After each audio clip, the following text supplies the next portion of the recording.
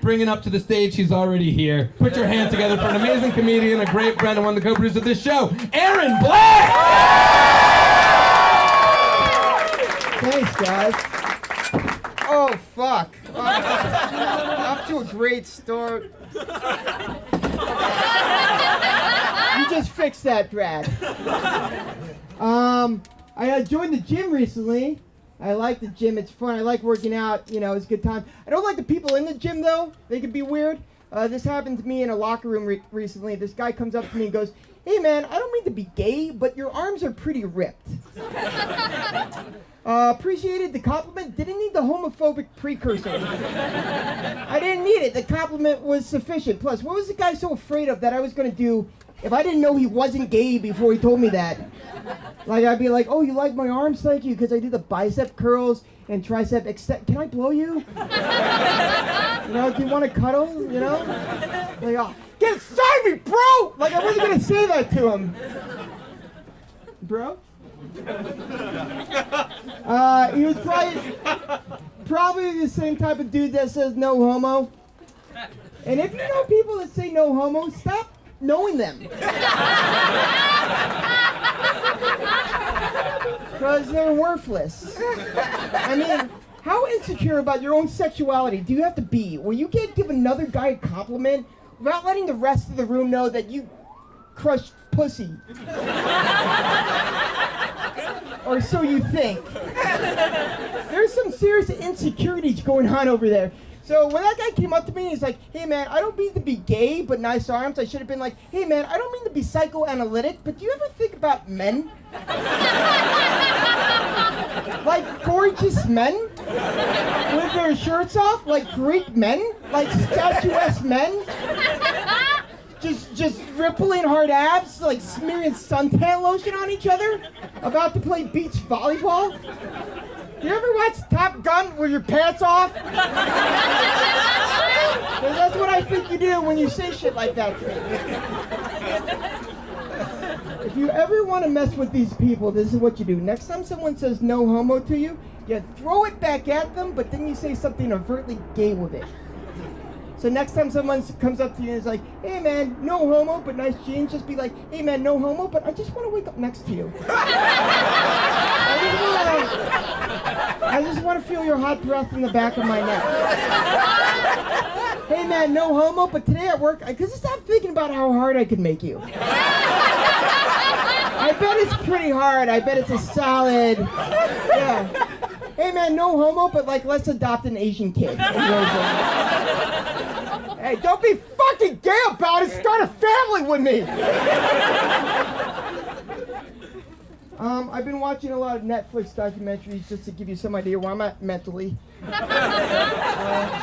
you guys know this documentary called Blackfish? Yeah. Yeah. And for those of you that don't know what that is a documentary about the orcas at SeaWorld and how much they love it there. And just the crazy relationship they have with their trainer. It's just kooky. It's just the shenanigans. It's a horrible place. SeaWorld did not handle. I bet they're from SeaWorld right now. They're like, "Fuck you, don't make fun of us." SeaWorld did not handle the backlash from that documentary very well. The best way to handle bad press is always just to admit to whatever you're being accused of. Remember Chick-fil-A? We were like, "Hey Chick-fil-A, we heard that you guys don't support gay marriage." And then Chick-fil-A goes, "No, we don't. We believe marriage to be between a man and a woman." And then we're like, "I'll have a number 6 then, I guess."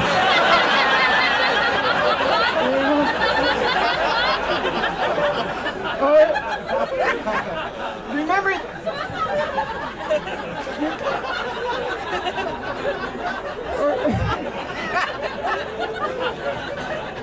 Or remember David Letterman?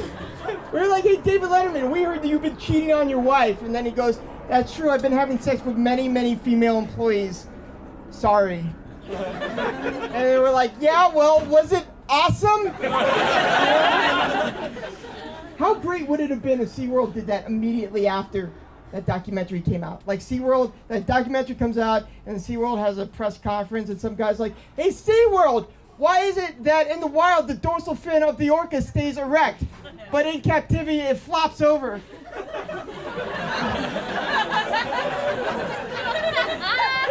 And then the guy at SeaWorld's like, they're depressed. We torture them. We torture them every day. And we actually don't know that much about them, but we believe that their will to live is in their dorsal fin.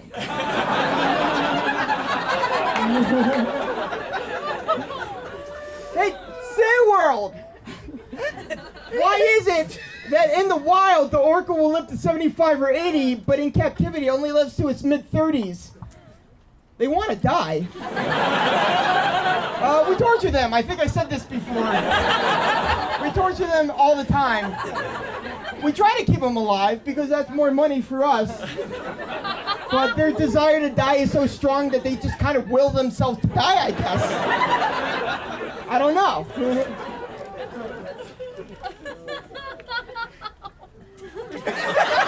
SeaWorld. Why is it that there's no documented attacks of orcas on humans in the wild, but over 35 documented attacks of orcas on humans in captivity? And by this time, the guy's just lost it, and he's like, they're angry. They're super mad. Look, I think the real issue here is that we shouldn't be torturing animals that are intelligent enough to grieve. Public, clearly not on board. I wouldn't have this problem if we ran a show with chickens. You ever look into an eye of a chicken? It's the bottomless pit of stupidity. They don't give a fuck. But I can't make $1 billion running a show with chickens. They're stupid. They can't swim. It would just be a pool full of dead chickens. So we got orcas. And they know who we are. It's not like we wear disguises as we take their kids away. They know that that's Bill or Susie, so yeah, every now and then one of us is gonna get eaten.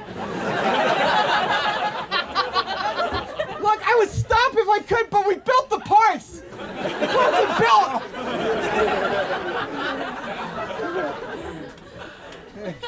But this weekend we're having a Groupon thing.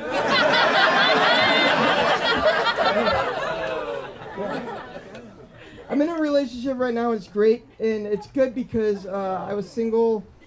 I was shitty at being single. I was just really horrible at it. I could never get girls back to my apartment because my place was so messy. It was disgusting, And so I never had that pretext to get girls back. How a slick guy at a bar will go up to a girl and be like, hey there, pretty lady. Have you ever had the home theater experience? No? Well, why don't you come back to my place and you can check out my surround sound? I could never do that. I couldn't be like, hey there, pretty lady. Have you ever had ringworm? No? Well, why don't you come back to my place, which also doubles as a shelter for feral cats, when I forget to close my window? Just awkward with women, like in everyday situations. I tried holding a door open for a girl recently. You ever do this shit? Like I saw this girl behind me, and I'm like, oh, she's cute, and I'm gonna be all slick and hold this door open. So I pushed it, but you were supposed to pull it. So I'm stuck, and I'm like, I just gotta play this cool. And I don't know why I thought this would play it cool, but I turned back to the girl, I go, whatever. And I walked back in the direction I came from. It was like the door challenged me to a fight, but I declined because fighting's beneath me. I was like, fuck it. I'll just stay inside 24-hour fitness. I don't negotiate with bullies or doors I can't push open. I was even worse in college. My whole strategy was just to try to sound smart, so I would just regurgitate whatever I learned in my philosophy class that week. I would back up girls in the corners and be like, so they say that Kierkegaard's the father of existential philosophy, but I think it's Jean-Paul Sartre, so can you please now let me incite you? That never worked. But then some frat guy would come out of nowhere and be like, ATO, hey, what's up? I'm Tanner. I'm taking women's studies right now. It's fucking stupid. And the girl I was with was like, hey, what's up? I'm Brittany. Do you want to fuck? And she would be like, whatever, just keep your stupid mouth shut, you know? And they would leave. And that would happen once a week, and it would hurt. But when I think back to that situation, this is what I realized. Brittany was right to choose Tanner. Because in that moment, Tanner was a better person than I was. You know, his opinions might have been fucked up and sexist, but at least he was being genuine. When he said women's rights were stupid, he was speaking from the heart. Meanwhile, I would talk to a girl for hours about the inequality in the workplace and the glass ceiling and the injustice of it all. And at the end of the day, I'm not getting laid because she knows the only reason I'm a feminist is because I lack the confidence to be a misogynist.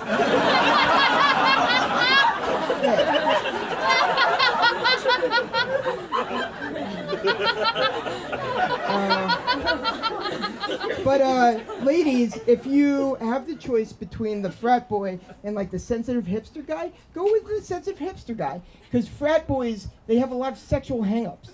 Like, there's 3 things about bros like I never understood sexually. Like, number 1, if a girl's nice enough to go down on you and then you complain to me about it because she didn't swallow, I want to murder you. Why do you give a shit? Why? It's so arbitrary. You know, why do dudes care about their cum? It's certainly not reciprocated. Your cum doesn't give 2 shits about you. It will ruin your life. I hate my cum. It's the worst. It's sticky. It's on all my t-shirts.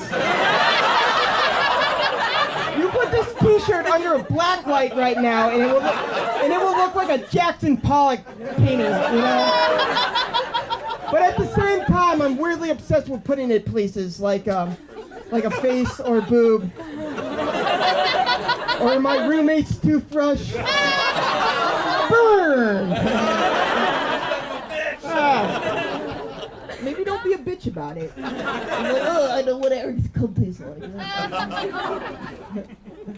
Alright, the second thing, a lot of dudes aren't with me on this one, but the more guys like, oh, I just want it all shaved down there, the more I'm like, I don't know, it's creepy. It's like you're a pedophile, you know?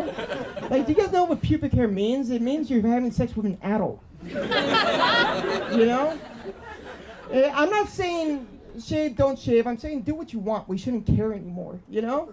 And I know a lot of guys are out here going, yeah, but Aaron, if I don't get my girlfriend to shave, she has the habit of trimming her bush into a swastika.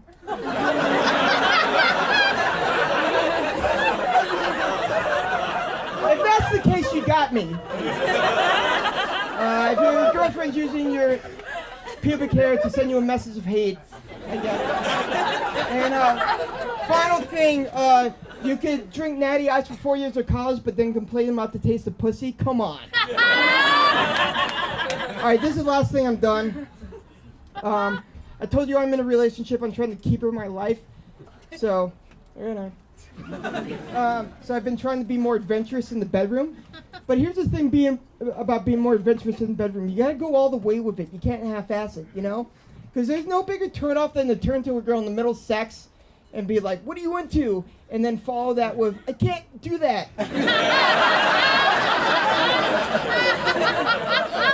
Do you have a second thing that you're into? What's the second thing that you like?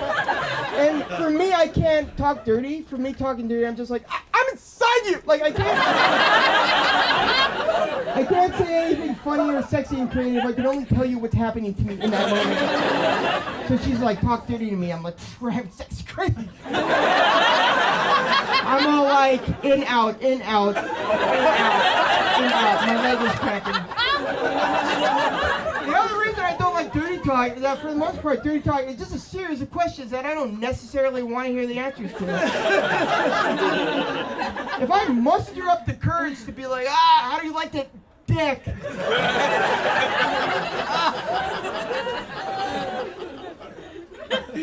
The last thing I want to hear is, it's okay.